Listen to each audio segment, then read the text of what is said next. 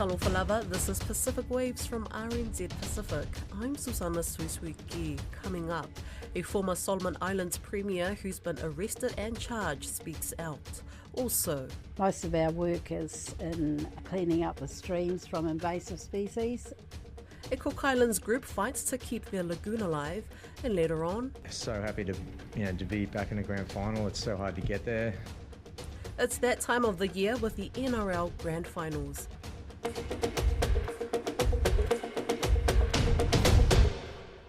A former Solomon Islands premier and outspoken China critic says he will fight charges of unlawful assembly brought against him on Thursday. Daniel Suidani says he was invited by police to come for an interview, but was placed under arrest on arrival and charged. Mr. Suidani confirmed to RNZ Pacific he's facing 3 counts of unlawful assembly and is being accused of masterminding several public protests in the Malaita provincial capital, Auki, while he was still premier in 2021. Koroi Hawkins spoke with Mr. Suidani the day after he was arrested and charged. Yeah, so on Tuesday, I was called by the police through phone. He was asking me if I have free time, I can go down to the police station and we'll have a talk, an interview, just to do some tidy up of the work they have been doing so far with my advisor, Celsius.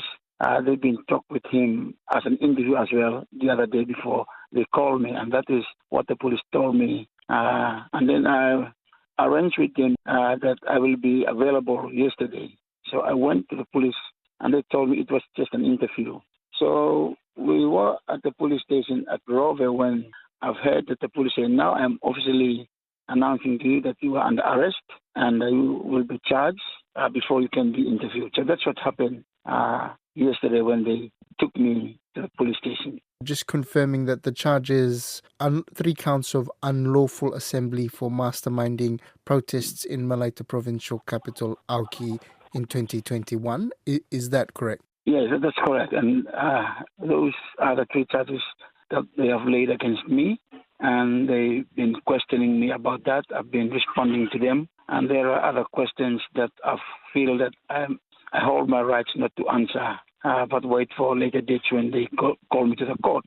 So I was then arrested and was interviewed and questioned alongside these 3 charges and charges as well. So we were told that we will be appearing in the magistrate court on the 21st of October 2024.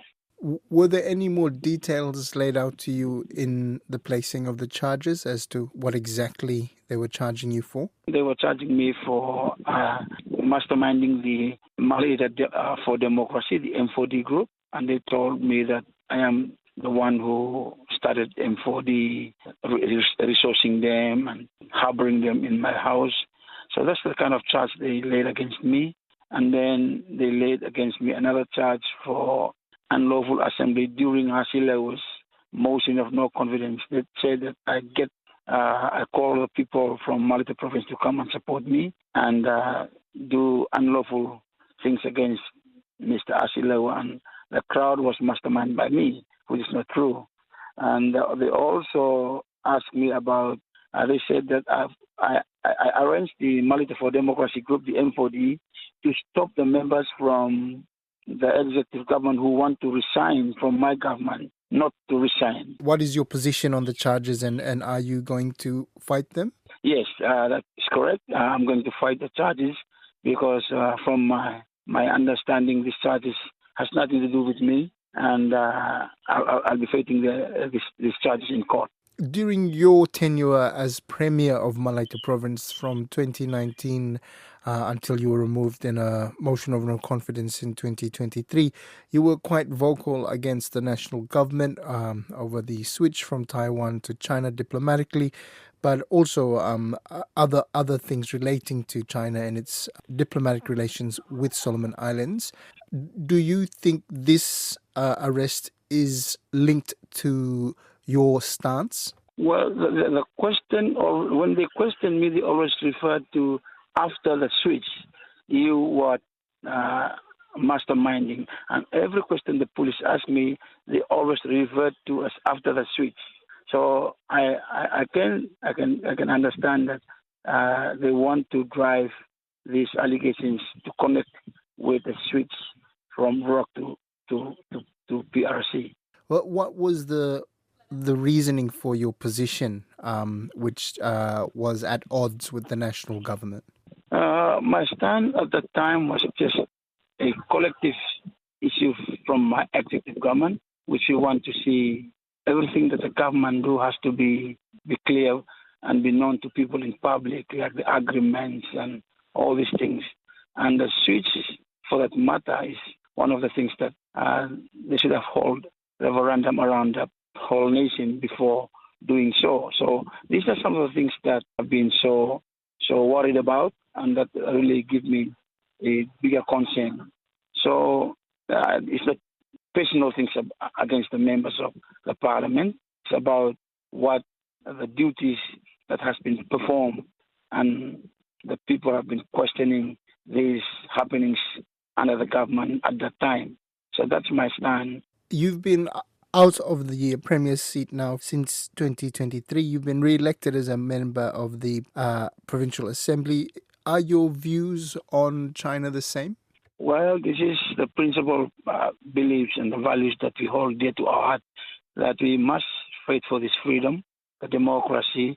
We might change leaders, we might change those who cannot perform in government duties, but we want the system to remain.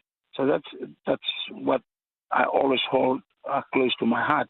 So yes, I will be still standing for the rights of my people.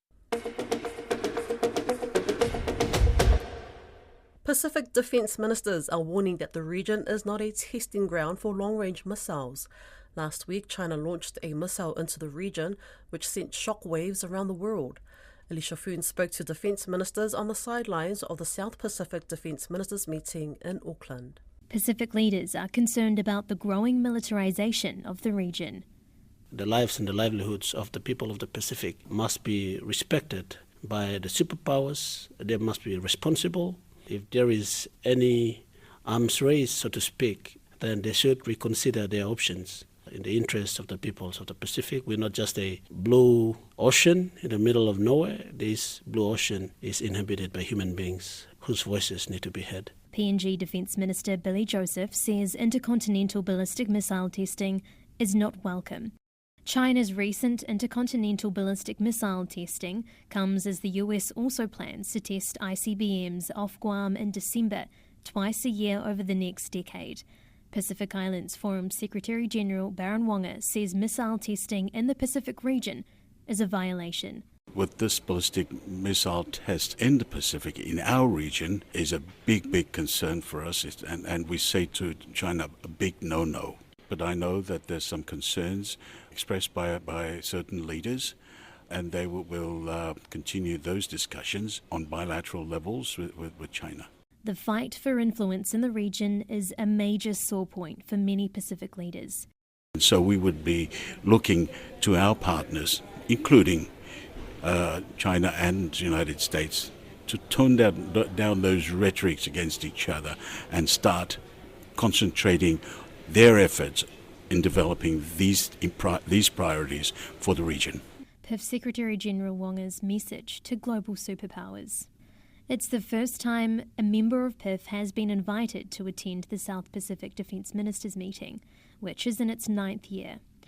PNG Minister Billy Joseph raised similar concerns. The lives and the livelihoods of the people of the Pacific must be respected by the superpowers. They must be responsible. If there is any arms race, so to speak, if there is any, then they should reconsider their options in the interest of the peoples of the Pacific. We're not just a blue ocean in the middle of nowhere. This blue ocean is inhabited by human beings, peoples whose voices need to be heard. Big siblings of the Pacific family, Australia and New Zealand, are tasked with safeguarding the security of the region and to hold world powers to account. Australia's Deputy Prime Minister and Defence Minister, Richard Marles, is demanding answers from China. We have sought an explanation from China in relation to what that test was about. We are concerned about steps which are taken which do anything to destabilise regional and international security. However, Australia aims to attain nuclear submarine capabilities with its trilateral agreement, AUKUS. That's despite it being a signatory to the Rarotongan Treaty, alongside New Zealand and other small island nations committed to a nuclear-free Pacific.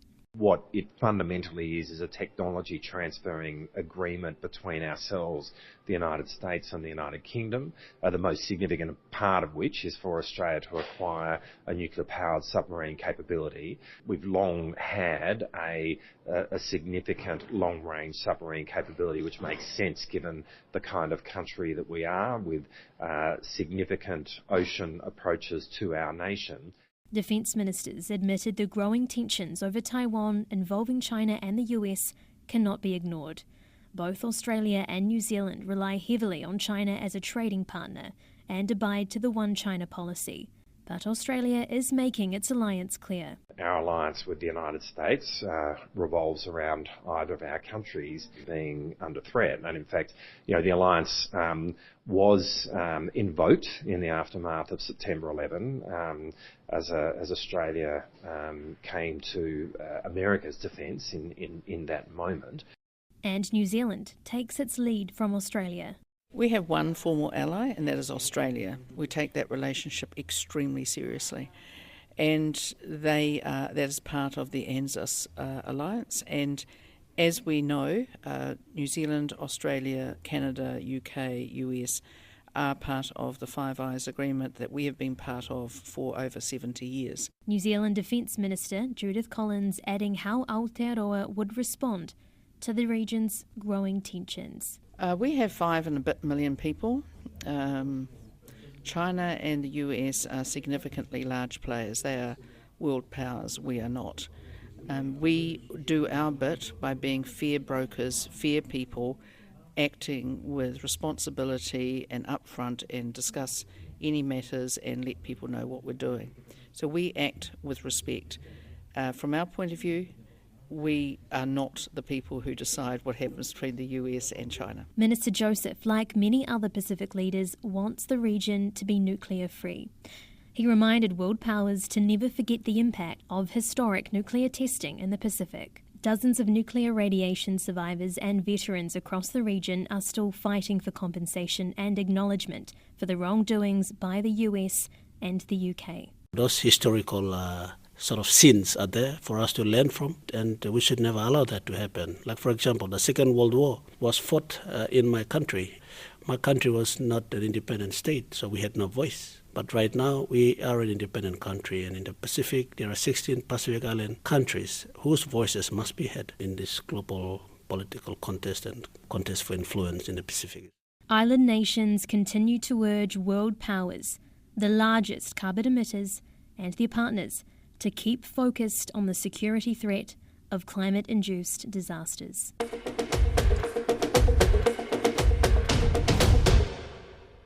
A community group in the Cook Islands are saving Muri lagoon, one stream at a time. In recent decades, development has had adverse effects on natural wetlands, with streams being inundated with high volumes of water during rainfall. Tiana Haxton spoke to members of the Muri Environment Care Group to learn more. The heavy flowing streams led to erosion of the coastal shoreline, leaving dark muddy sediments coating the lagoon floor. The pristine turquoise lagoon can quickly become an eyesore, with algae blooms blotting out the picturesque views. Anne Tierney and a team of local landowners watched their front yards deteriorate and decided they had to do something about it. Muri Environment Care is a group of people, all with a very strong enthusiasm to prevent the lagoon from being degraded. There's been a lot of soil has been lost through erosion flowing into the lagoon, and then it's part of the cause of a really pretty awful outbreak of halupa, and it was very ugly.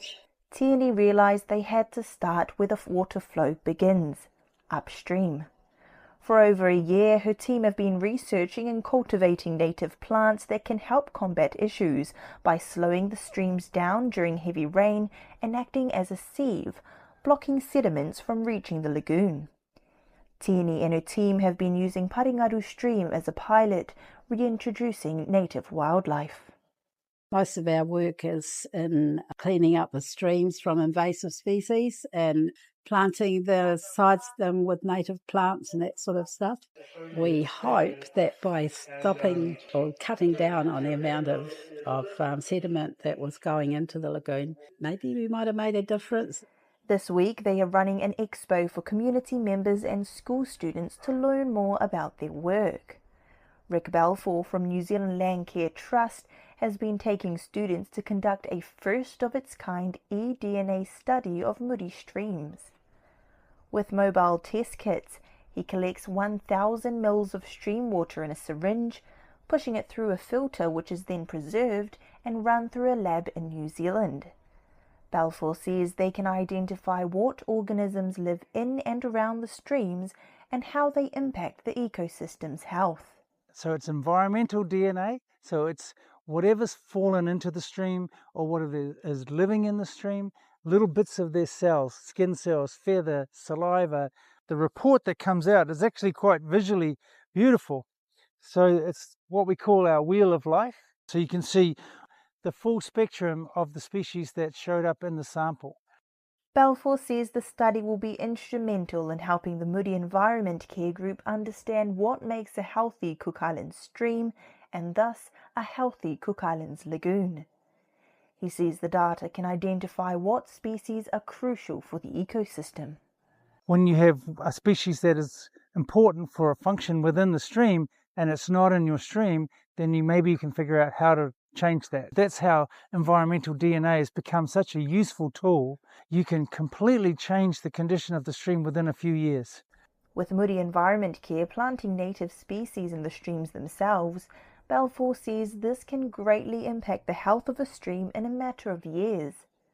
New Zealand's Wilder Lab has donated 10,000 New Zealand dollars worth of eDNA test kits to the team to enable them to monitor the stream's health over time. Tierney says while it may take years before the results are visible, she hopes their work will encourage more Cook Islanders to get involved and save Muri Lagoon one stream at a time.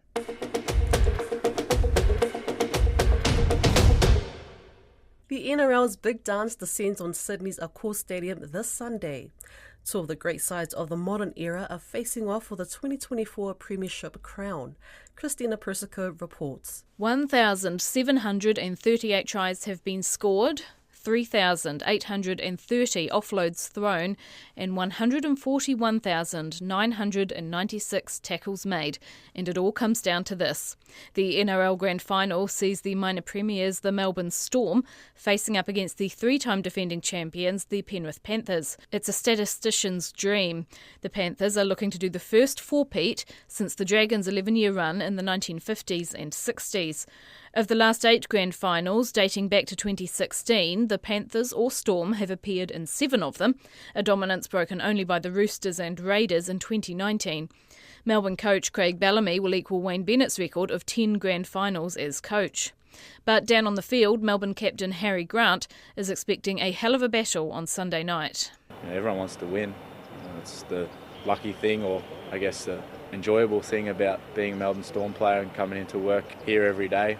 Everyone's got a collective purpose and collective goal to get the best out of themselves every day and ultimately to win games of footy.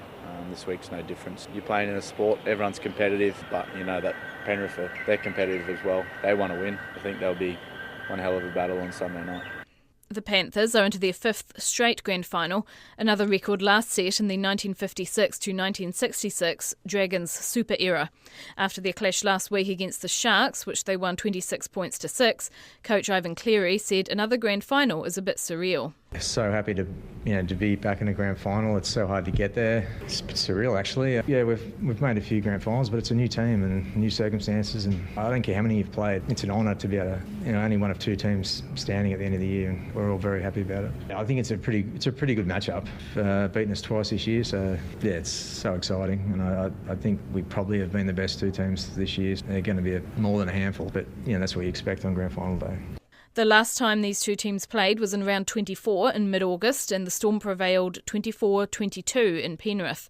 And back in round 1, it was the Storm who won 8-0 at Melbourne's Amy Park.